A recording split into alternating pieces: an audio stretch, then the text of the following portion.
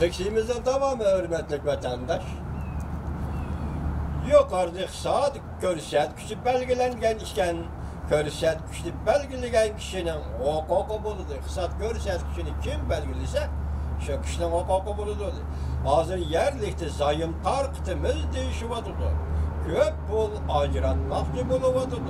Lekin matbuatın nazarıta bulmaydıgan bolsa, adliye müstakilliği bulmaydıgan bolsa, hazır holat herkes özgermeydi.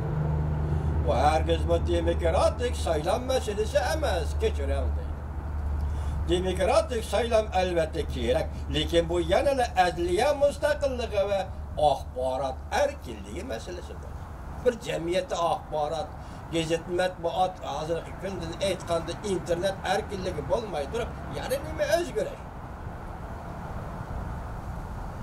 Bundaq bolmaydikan haqiqiy ahvol oshkorlanmaydi. Bu qatim açılgan ishki qurultayning vakillari tushgan mehmonxonalarning ishkanliksin bilan qurshovga elinishi.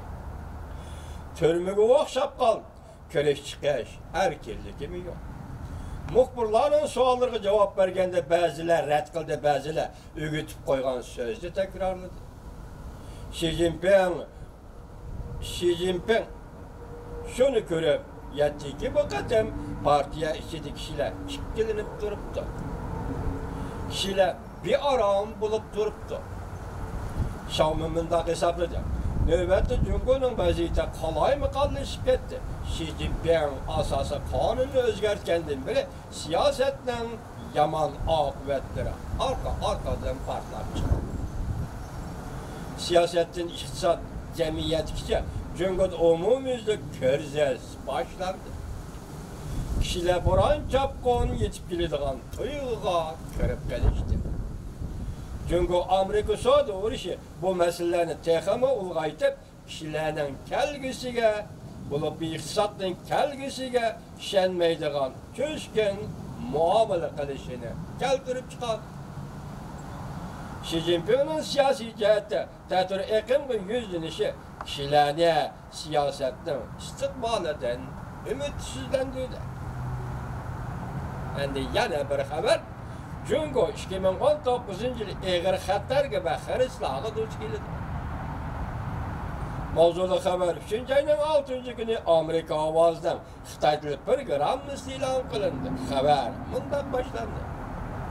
Beijing Jungo'nun vaziri Li Keqiang bundan ko'rsatdi. Jungo bu ikinci derecelik iktisat devleti. Bu yıl Japonluq tirishchanlik ko'rsatishga to'g'ri keldi. Jungo iktisat asılab ketishga, Jungo Amerika savdo talash tartibsiz taqobil turish kerak. Bo'libla qolmasdan misli ko'rilmagan xiris va xatarga duch keldi 2019 yil. Li Keqiang dokladatida maqomliqni 70 qatim eg'izga oldi. Boychak bozorining pul muomala sohasining muqimligi va ishsizlik kelgusi, ichki tashqi mablag' selish hamda Amerika Jungo savdo so'rkilishi qatorliq sohalarga berib to'xtaldi. Li Keqiang mundoq dedi, bu yil davlatimiz duch keladigan muhit texmi murakkab. Texmi eg'ir bo'ladi. Paraz qilishga bo'ladigan, paraz qilg'ili bo'lmaydigan xiloslar texmi ko'p. Texmi eg'ir bo'ladi. Ya'ni biz biladigan yetib keladi deb yoki bilmaydigan yetib keladi deb xiloslar texmi eg'ir bo'ladi. Qattiq kurash qilishga to'liq tayyorlik qilishimiz lozim.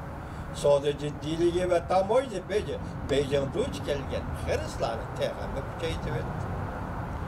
Huawei şirketining moliya amaldori Mingwanjuni o'tkazib berishni talab qilganligi bu shirkat bilan Jungo'da hayvili hukumatning bog'lanishidan ansirashlar bularning hammasi shunday murakkab vaziyatda bir qismi bo'lib qoldi. Bu yil xalq vakillar qurultayida chet ellik mablag' solish qonunining ma'qullanishidan umid bor. Li Keqiang mundoq dedi, iqtisodning taraqqiyoti uchun 300 milliard dollarlik tabobat bejini ozaytirganligini va paravollik rasxotini kuchaytirganligini bildirdi Li Keqiang. Babet Beyciye'de baştaki meclisi kallıkını bildirdi, dikkat kılana. Hükümet çıkımını köpeytip, aktif maliye siyasını yol koyduğun bol. Devlet müdafiyası 7-5% meblağ ajırtırdıgan boldu. Tünigenki, Lipin degan kişinin haberi bir yer yalgan bolup kaldı. Geçiren vatandaşlar tünigen mesele hoş haber dep aytkan edi. Demek bu Xitay torbetlerine dikkat kılmasa bolmaydı ekan adam. Yani dikkat kılıp kelyapatymyz bu. Tamojni bejit nima dedi? Devlet müdafiyası hamçot ajırtalmadı. Bugün endi Qurultayda resmi hamçot 7-5%.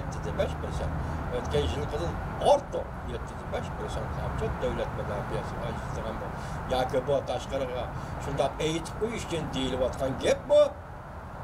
Boshqa bir shaklda yoki rost shundaq bo'lsa siz bilan bizga noma'lum o'tadi.